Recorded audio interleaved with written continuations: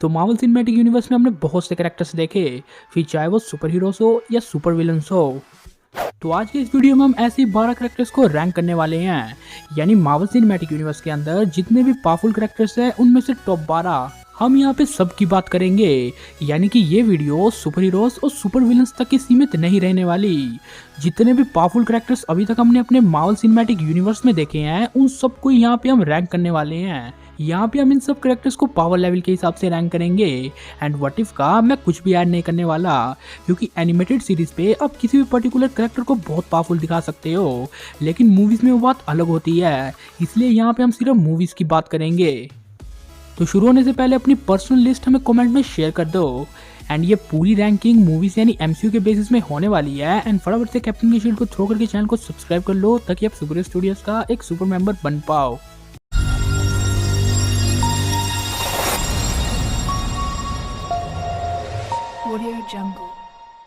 तो अब बिना किसी देरी के इस उल्टी गिनती को शुरू करते हैं। Number 12, Thanos with no infinity gauntlet. तो द मैड टाइटन यानी थैनोस मार्वल सिनेमैटिक यूनिवर्स का एक बहुत पावरफुल विलन है, जो कमाल की सुप्रीमल स्ट्रेंथ, ड्यूरेबिलिटी और स्किल्स अपने पास रखता है। थैनोस की पावर का अंदाजा आप इसी बात से लगा सकते हो कि इसने हल्क को भी नॉकआउट कर दिया था, वो भी बिना इन्फिनिटी स्टोन्स का यूज किए। इसके ऊपर इसने एंड गेम में मेनली 3 अवेंजर्स से फाइट की है, जिसमें आते थे कैप्टन अमेरिका, आयरन मैन और थॉर। तो हाँ, इसमें कोई डाउट नहीं कि थैनोस एक स्किलफुल कैरेक्टर है, और जब ये इन्फिनिटी स्टोन्स के साथ मिलता है तो इसकी पावर देखने लायक होती है। लेकिन इन्फिनिटी स्टोन्स इसकी खुद की प्रॉपर्टी नहीं है, यानी ये बस इन्फिनिटी स्टोन्स का बाकियों की तरह यूजर है। इस तरह से तो हम ये भी कंसीडर कर सकते हैं कि आयरन मैन और हल्क को भी इन्फिनिटी स्टोन्स दे दिए जाएं, जिस वजह से इस वीडियो में मैंने इन्फिनिटी स्टोन्स को ऐड नहीं किया। एंड इसी वजह से थैनोस 12 पोजीशन में है। एंड सेकंड रीजन कि थैनोस भले ही physically strong plus skillful character हो, लेकिन यहाँ पे हम बात कर रहे हैं पावरफुल होने की, ना कि फाइट की।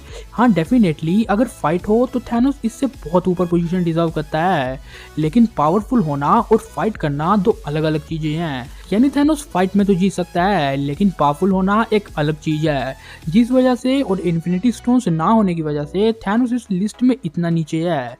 Number 11, captain Marvel. तो कैरल डेनवर्स यानी कैप्टन मार्वल को उसकी पावर स्पेस स्टोन से मिली है, जिस वजह से वो अपने पास रखती है कमाल की strength, durability, speed, reflexes, healing factor और कमाल के photon fist and energy manipulation and energy absorption.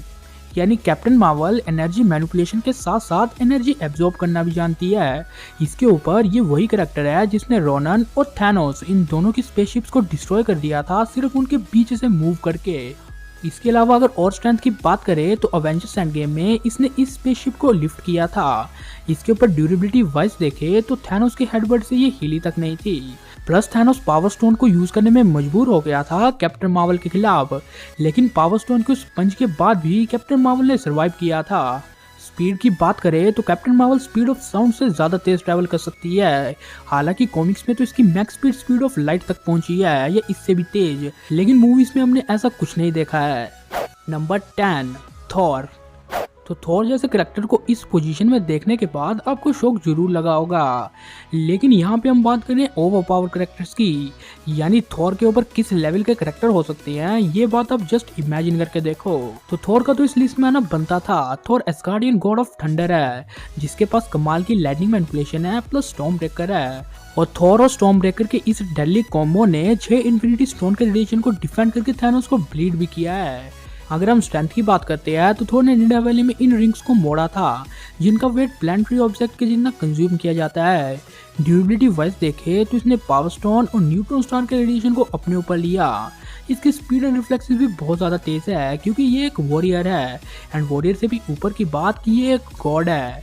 इसके ऊपर इसके पास 1500 साल का एक्सपीरियंस है। एंड पावर्स के बारे में तो हम डिस्कस कर ही चुके हैं।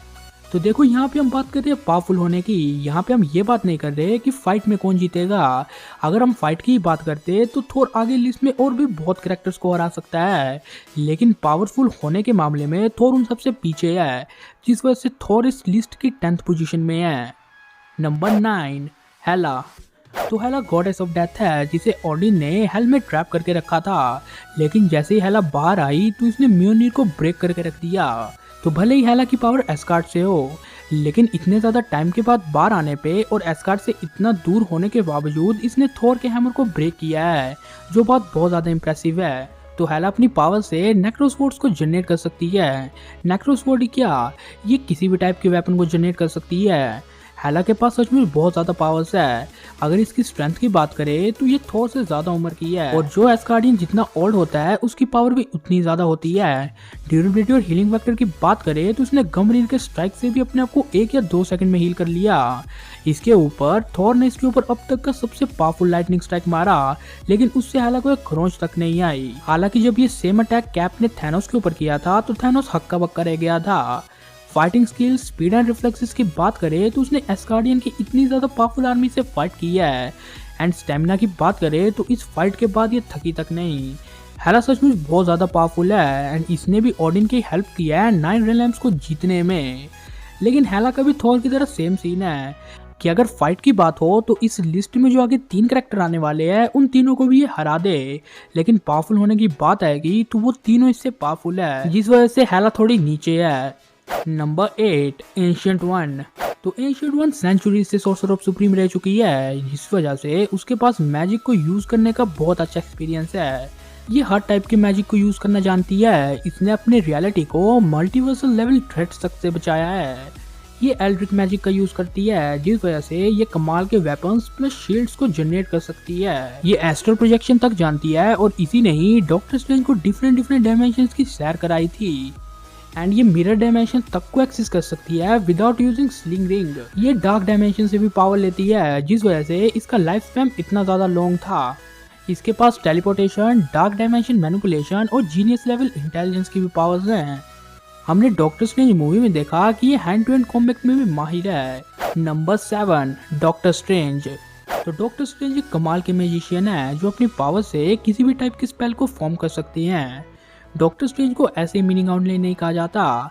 इन्होंने 4 इन्फिनिटी स्टोन वाले थैनोस की भी बैंड बजा के रख दी थी, और इस बीच इन्होंने बहुत से डिफरेंट स्पेल्स का यूज किया।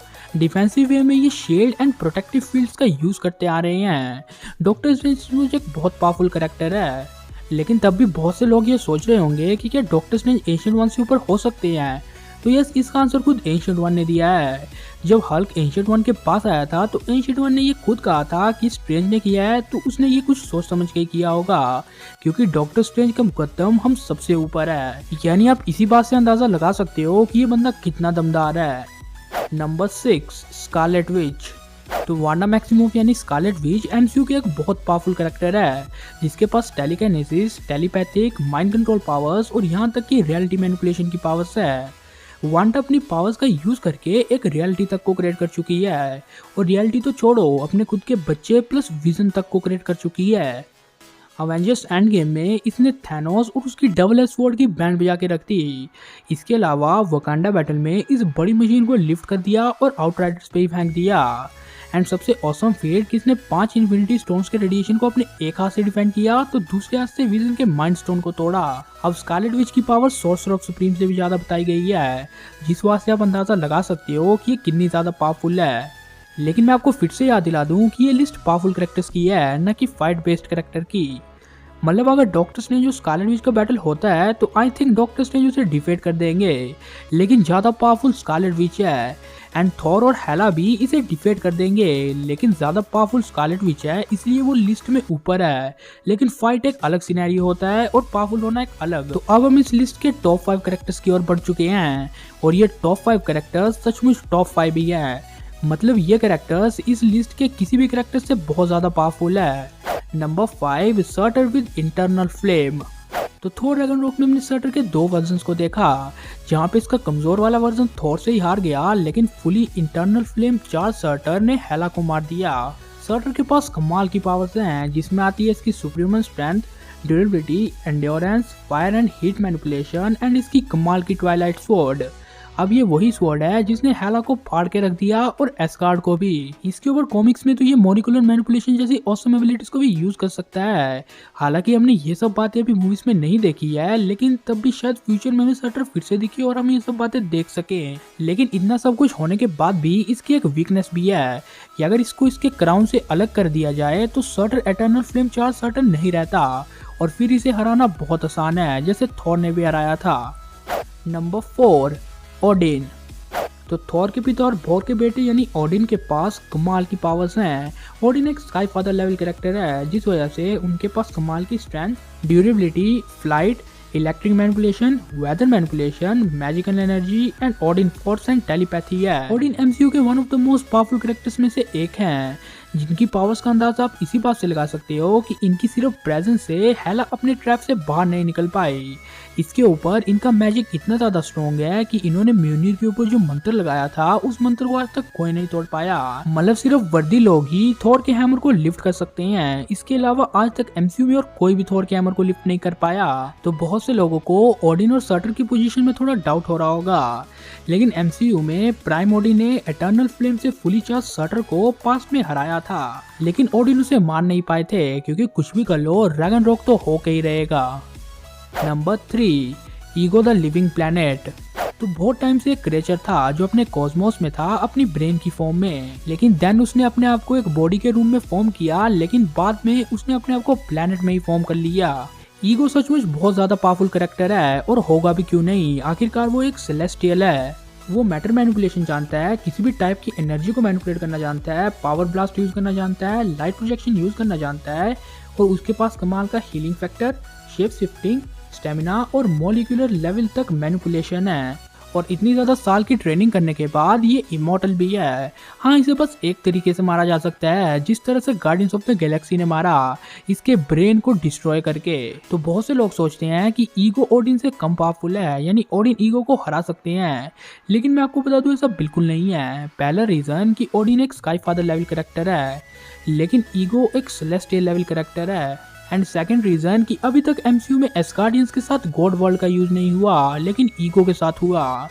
एंड आई थिंक इसी वजह से ईगो ओडिन से ज्यादा पावरफुल है। तो नंबर 5 पे हमारे पास वो कैरेक्टर था जो प्लैनेट्स को डिस्ट्रॉय कर दे। नंबर 4 पे वो कैरेक्टर था जो स्काई फादर है। नंबर 3 पे वो कैरेक्टर था जो सेलेस्टियल लेवल है।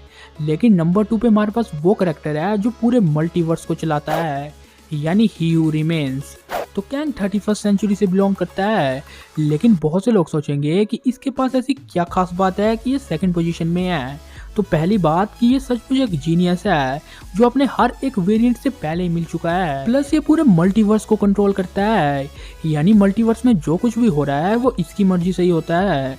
एंड लोकी और सिल्वी का उस तक पहुंचना भी उसकी मर्जी थी, क्योंकि वो अपने काम से बोर हो चुका था एंड अब वो उससे रिटायर होना चाहता था, इसलिए वो लोकी और सिल्वी को चुनना चाहता था इस काम को आगे करने के लिए। बहुत से लोग कहेंगे घंटा पावरफुल था, सिल्वी ने इसे अपने डैगर से ही मार दिया, लेकिन यार वो बात अलग है, क्योंकि अगर फाइट होती है तो उसे बहुत से कैरेक्टर्स हरा सकते हैं, लेकिन यहाँ पे हम फाइट की नहीं बल्कि पावरफुल होने की बात कर रहे हैं। एंड इसकी मेनली पावर्स का अंदाजा आप इसी बात से लगा सकते हो कि ये पूरे मल्टीवर्स को कंट्रोल करता है, इसलिए ध्यान रखना कि फाइट की नहीं पावरफुल होने की बात कर रहा हूँ। और पोलार्ड का ये वाला वर्जन तो सबसे सिंपल वर्जन था, यानी जो इसके अलग वेरिएंट होंगे, यानी दूसरी डायमेंशंस के वेरिएंट्स होंगे, वो इससे और भी ज़्यादा पावरफुल होंगे। एंड देन हमें ओरिजिनल पोलार्ड यानी कैंग देखने को मिलेगा। तो अब हम आ चुके हैं नंबर 1 पे।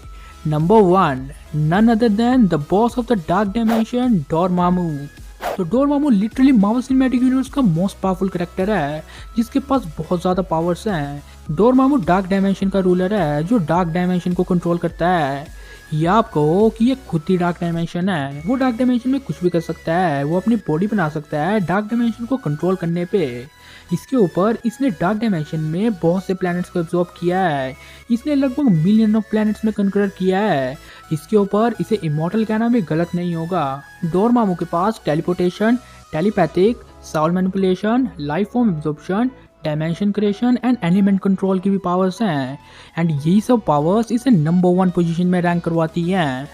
एंड डोरमामू की डार्क डायमेंशन टाइम यानी समय से भी परे एक्सिस्ट करती है, यानी कैंग भी गया तेल लेने। मतलब जो कैंग ने लोकी के खिलाफ स्क्रिप्ट की ट्रिक यूज की थी, वो डोरमामू के खिलाफ कभी नहीं यूज कर पाएगा। यानी ही हू रिमेन्स भी डोरमामू को कभी नहीं हरा सकता, क्योंकि उसकी डायमेंशन ही टाइम से बाहर एक्सिस्ट करती है। एंड इन्हीं सब रीजंस को ध्यान में रख के मैंने डोरमामू को नंबर 1 पे रैंक किया है। लेकिन टिल एंड ये तो बस मेरा पर्सनल ओपिनियन था, जो बाद में वीडियो के शुरू पे मैं बता चुका हूँ। आपको क्या लगता है कि ये लिस्ट किस तरह से हो सकती है, आप हमें कमेंट में जरूर से जरूर शेयर करना। एंड अगर वीडियो से रिलेटेड कुछ मिस हो गया हो तो वो भी हमें कमेंट में जरूर से जरूर शेयर कर देना। तो ये था कंप्लीट वीडियो जहाँ पे हमने मार्वल सिनेमैटिक यूनिवर्स के अंदर टॉप 10 ओवरपावर्ड कैरेक्टर्स को रैंक किया। उम्मीद है आपको वीडियो पसंद आया होगा। वीडियो पसंद आया है तो इसे लाइक और शेयर जरूर कर देना। चैनल को सब्सक्राइब करके बगल वाले बेल आइकन को जरूर ऑन कर देना। And never forget it's your super studios and you all are super heroes 10। So SS10 assembled.